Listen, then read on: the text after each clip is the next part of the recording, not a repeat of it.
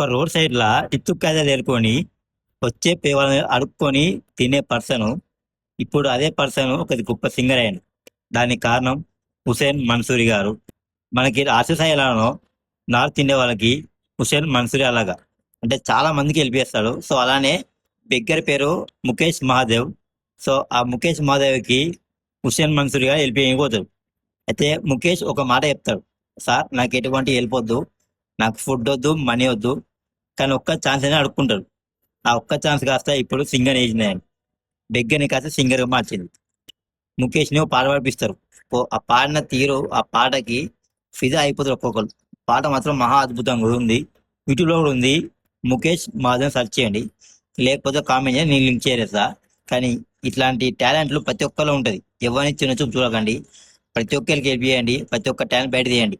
ఆ బెగ్గర్ కాస్త సింగర్ మారిందంటే దానికి కారణం ఒక వ్యక్తి హెల్ప్ చేయడం వల్ల. సో లైఫ్ లాంగ్ ఈ బెగ్గర్ అనే పర్సన్ సింగర్ మారిన కాబట్టి దానికి కారణమైన పర్సన్ని ఎప్పుడు లైఫ్ లాంగ్ మర్చిపోడు. జై హింద్. షేర్ చేయడం మాత్రం మర్చిపోకండి.